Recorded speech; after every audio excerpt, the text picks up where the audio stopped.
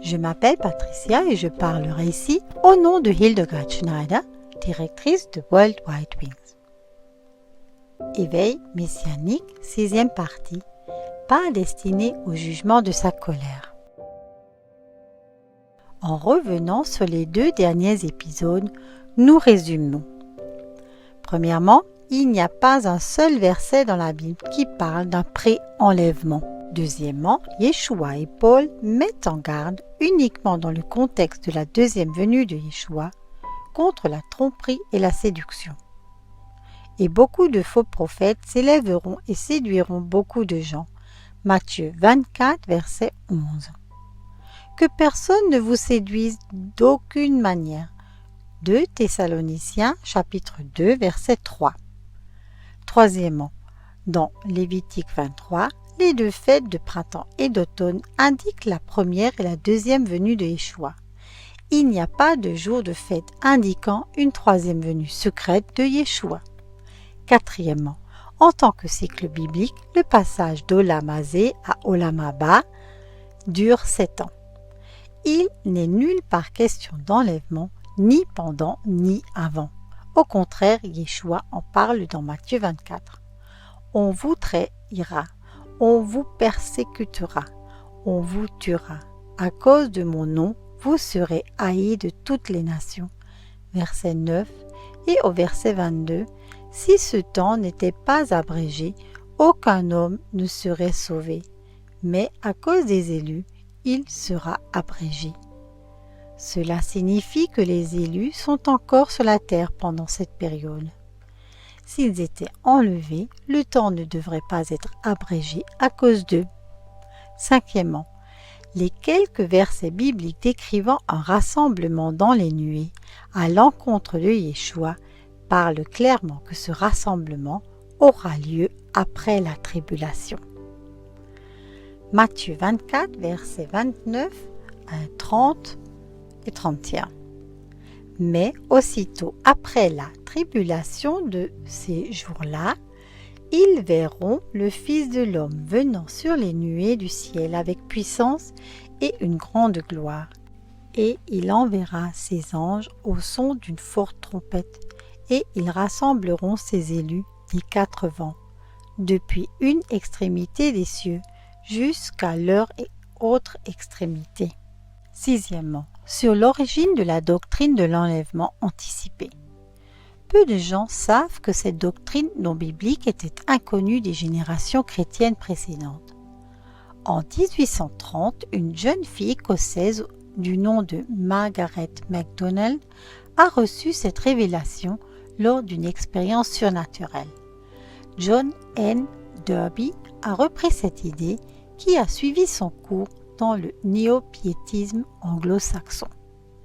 Septièmement, les adeptes de la doctrine du pré-enlèvement vivent dans un monde imaginaire d'évasion. Pourtant, Yeshua régnera sur terre pendant 1000 ans. Et lorsqu'il reviendra sur les nuages, les croyants l'accueilleront dans les airs pour l'accompagner dans son voyage vers la terre et ils régneront avec lui pendant 1000 ans. Huitièmement, les adeptes de la doctrine de l'enlèvement anticipé prennent certains versets et déclarations bibliques dans un contexte complètement différent et construisent une superstructure pour justifier leur enseignement. Leurs arguments sont souvent en contradiction avec le concept des déclarations bibliques. Un exemple en est l'affirmation selon laquelle nous ne sommes pas destinés au jugement de sa colère. Car Elohim ne nous a pas destinés au jugement de sa colère, mais à obtenir le salut par Yeshua HaMashiach, notre Seigneur. 1 Thessaloniciens, chapitre 5, verset 9. Dans son contexte, la déclaration de ce verset prend un tout autre sens. Qui est mort pour nous, afin que, soit que nous veillions, soit que nous dormions, nous vivions avec lui. Il s'agit ici de notre salut éternel et que nous ne tombons pas, comme les non-croyants, sous la colère éternelle de son jugement. Nous retrouvons cette idée en Jean 3, verset 36. celui qui croit au Fils a la vie éternelle, mais celui qui n'obéit pas au Fils ne verra pas la vie, et la colère de Dieu demeure sur lui. » Ou encore Romains 8, verset 1. « Ainsi, il n'y a maintenant aucune condamnation pour ceux qui sont en Yeshua HaMashiach. Et la colère de Yah s'abat sur ceux qui acceptent la marque, comme nous l'entendons dans Apocalypse 14, versets 9 à 10. Et un autre ange, le troisième, les suivit, disant d'une voix forte, « Si quelqu'un adore la bête et son image, et reçoit une marque sur son front ou sur sa main, il boira lui aussi du vin de la fureur d'Élohim, préparé sans mélange dans une coupe de sa colère. Et il sera tourmenté par le feu et le soufre devant les saints anges devant l'agneau. » Lors de sa seconde venue, Yeshua sera révélé dans toute sa gloire et nous le serons également, c'est-à-dire que nous aurons nos corps immortels. Et lorsqu'au jour du Seigneur, le jugement sera prononcé contre les infidèles, cela ne vous affectera pas. Quand le Messie, votre vie, sera manifesté, alors vous aussi, vous serez manifestés avec lui dans la gloire. Colossiens 3, verset 4. Si nous voulons entrer dans le royaume d'Élohim, c'est à travers beaucoup d'afflictions. Si quelqu'un prêche le contraire, il ment. Il fortifiait l'esprit des disciples, les encourageait à persévérer dans la foi et disait « C'est à travers beaucoup de difficultés qu'il nous faut entrer dans le royaume de Dieu. » Acte 14, verset 22. Et j'entendis une voix venant du ciel qui disait « Écris, heureux les morts qui meurent dès maintenant dans le Seigneur. » Oui, dit l'Esprit, afin qu'ils se reposent de leur fatigue, car leurs œuvres les suivent. Dans Apocalypse 14, verset 13, il est question de morts qui meurent dans le Seigneur, et ce dès maintenant. Ils n'ont pas été enlevés. On y voit des croyants qui souffrent dans la tribulation, et la mort est décrite comme une délivrance bienvenue, car ces morts sont bienheureux parce qu'ils ont été délivrés de leur peine. Ensuite, ils prennent des éléments décrits dans d'autres récits bibliques pour étayer leur théorie sur le pré-enlèvement. Par exemple, Noé. Mais Noé n'a pas été enlevé, c'est Yah qui l'a préservé dans une arche à travers la tribulation. Maintenant, reprenons un autre aspect. Et je regardais, et voici, il y avait une nuée blanche, et sur la nuée était assis quelqu'un de semblable à un fils d'homme, ayant sur sa tête une couronne d'or, et dans sa main une faucille tranchante. Un autre ange sortit du temple et cria d'une voix forte à celui qui était assis sur la nuée, « Envoie ta faucille et moissonne, car l'heure de la moisson est venue, car la moisson de la terre est devenue trop mûre. » Et celui qui était assis sur la nuée jeta sa faucille sur la terre, et la terre fut moissonnée. Apocalypse 14, versets 14 à 17. Yeshua a une faucille dans sa main.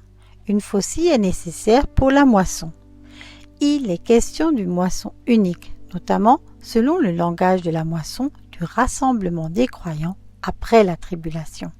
Il n'y a pas d'autre passage déclarant une deuxième moisson secrète. Or, dans le même passage, un autre ange apparaît. Un autre ange qui avait autorité sur le feu sortit de l'autel et il appela d'une voix forte celui qui avait la faucille tranchante en disant « Envoie ta faucille tranchante et vendange les grappes de la vigne de la terre, car ses raisins sont devenus mûrs. » Et l'ange jeta sa faucille sur la terre, vendangea la vigne de la terre et jeta les grappes dans le grand pressoir de la fureur d'Élohim. Apocalypse 14, versets 18 à 20. Il s'agit d'une récolte dans le grand pressoir de la fureur d'Élohim. Mais les deux moissons se produisent pour ainsi dire en même temps. Le rassemblement des élus de Yeshua et le rassemblement des infidèles pour le jugement d'Élohim. les baies sont jetées dans le pressoir de la colère d'Élohim. Cette révélation nous amène à la parabole de Matthieu 13, versets 24 à 30. Il leur proposa une autre parabole en disant : Il en est du royaume des cieux comme d'un homme qui a semé de la bonne semence dans son champ. Or, pendant que les hommes dormaient, son ennemi vint semer de l'ivraie au milieu du blé et s'en alla. Lorsque la semence eut germé et porté du fruit, l'ivraie apparut aussi. Les serviteurs du maître de maison s'approchèrent et lui dirent : Seigneur, n'as-tu pas semé de la bonne semence dans ton champ ? D'où vient donc l'ivraie ? Il leur répondit : C'est un homme hostile qui a fait cela. Les serviteurs lui dirent : Veux-tu que nous allions ramasser les grains ? Mais il dit non, de peur qu'en ramassant l'ivraie, vous n'arrachiez le blé en même temps qu'elle. Laissez les deux pousser ensemble jusqu'à la moisson, et au moment de la moisson, je dirai au moissonneur : ramassez d'abord l'ivraie et liez-la en bottes pour la brûler, mais rassemblez le blé dans mon grenier. Dans cette parabole, Yeshua montre que les deux, les croyants et les non-croyants, sont ensemble dans le champ jusqu'à la moisson.